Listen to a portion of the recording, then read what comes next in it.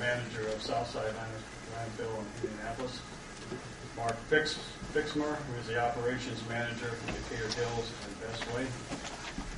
Jay Hall, who's the sales rep for Decatur Hills and Bestway. Kurt Publow, who is the environmental compliance manager. Brian Hart, who is a consulting engineer with Regional Services. Unfortunately, there has been substantial amount of erroneous information disseminated, spoken and written since we last met.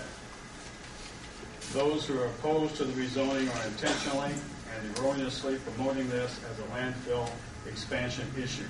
It is not. It is important to remember that our petition is for a rezoning, not a landfill expansion. I repeat, a rezoning, not a landfill expansion. The rezoning is necessary so Decatur Hills can use the acreage for support services. It is also important to remember that a parcel zoned I-2 industrial cannot, I repeat, cannot be used for a landfill unless the parcel is given a special use permit, which means, as you know, that Decatur Hills must return to the county at a future date and go through a substantial process to gain that approval. If the special use permit becomes successful, another very complex process with IDEM must be successfully completed before a permit for a landfill is granted. Therefore, all comments pertaining to a landfill expansion are out of place and irrelevant at this stage of the process. At this point, I should mention that several neighbors have apparently hired an attorney to, end quote, stop this landfill expansion, something we're not requesting. Mr. O'Neill, the attorney, became perturbed when I indicated to him that I would not sit down with him and discuss commitments or anything else at this point. Surely you must understand any negotiations, if any, will occur at later steps in the process. And I'm speaking specifically here as to when we come back for a special use permit or we make application to IDEM. There's nothing to negotiate at this point. We're asking for a rezoning, nothing else. There's nothing for us to give at this point. And the only reason I am mentioning my conversation with Mr. O'Neill is that he indicated that he was going to tell you that I refused to sit down and meet with him, and that's true. I can't help but make reference to recent letters to the editor in the local newspaper. We usually are pretty low-keyed about these things, but I think I need to address some of those issues that were in those letters. Our facility is operated under the strictest of regulatory controls, and we are without any citations that would indicate that we have violated any rules or statutes, and insinuations that we do otherwise is without merit and malicious. I would remind the authors of the letters to the editors that Decatur County once had a dump, and it was replaced with a state-of-the-art sanitary landfill. Without Decatur Hills' participation, Decatur County would today be dealing with a Superfund site. As far as infrastructure and environmental protection is concerned, I would invite the authors of the letters to go to the web and note how a modern sanitary landfill is constructed and the subsequent inherent requirements for construction and operation of a landfill. At Decatur Hills, and I'm going to, because one of the letters to the editor indicated that we had a plastic liner that you could easily puncture with a rock. I'm going to relay to you in somewhat technical terms exactly what we have. At Decatur Hills, the base liner system constructed beneath the landfill includes a composite barrier layer consisted of 3 feet of recompacted, low permeability clay-type soil, overlain with a 60 mil HDPE, that's high-density polyethylene, geomembrane liner, and that's the plastic liner that was referred to. I would also point out that an article referenced by the opposition last month noted that the safest and best liner for landfills is clay. So note, above this composite barrier layer is a drainage collection layer, and protective cover layer. Immediately beneath the composite layer is a 5 to 10 foot thick interface of low in-place, low permeability glacial till, which is clay, underlain with a fairly thin, partially saturated intra-till sand layer, which is our monitoring zone. Monitoring wells surrounding the facility are screened in this underlying sand layer. Sampling of these wells provide verification of the performance of the base liner system, showing that no leachate or landfill gas is present in the underlying sand layer. Beneath the sand layer monitoring zone is another 50 plus or minus feet of glacial till or clay to the top of bedrock. Leachate collection and handling at the wastewater treatment plant is heavily regulated at both ends of the process. There were comments made about the safety of the leachate that we're sending to the wastewater treatment plant.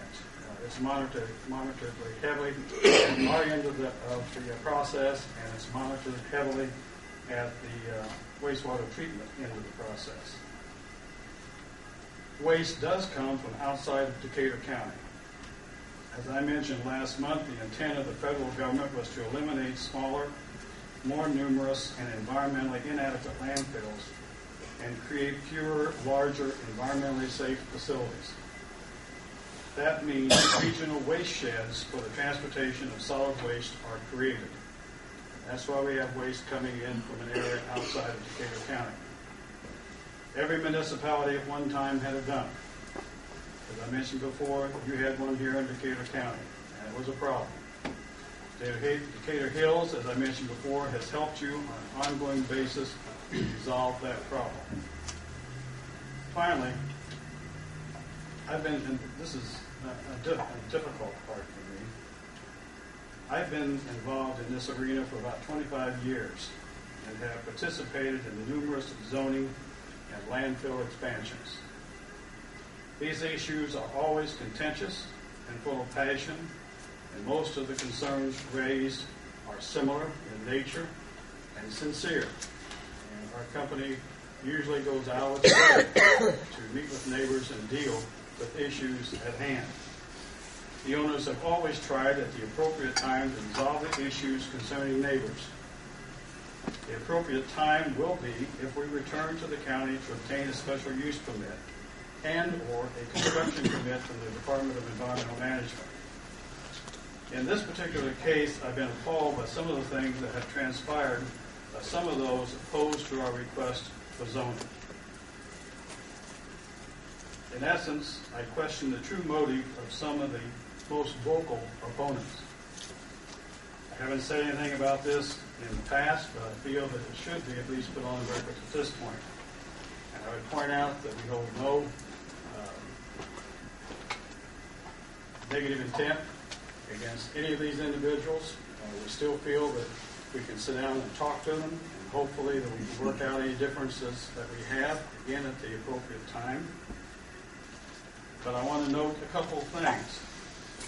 We have been harassed by visits to our facility at various hours of the day and night, confronting us with issues that were never issues before the filing of the petition. And I would just note here that coming on to that facility at those hours, for those reasons, I personally regard as trespass. Secondly, we have been offered silence and help to silence neighbors in return for cash. And the amount I'm going to throw out there is $300,000. Or we can purchase a home if the offer is one that only, quote, the fool would turn down. And the offer there would need to be a multiplier of that $300,000 plus monies for, I don't know what you call it, pain and suffering or frustrations or whatever you want to call it. I want that on the record because that kind of behavior has to stop. And again, those individuals involved, we still have no problem with sitting down with them, talking with them, and trying to work out our differences. But we aren't going to tolerate that kind of behavior anymore. We made application for this zoning change, playing by the rules, as we always do. And we refuse to be coerced or intimidated. Our application stands before you on its merit.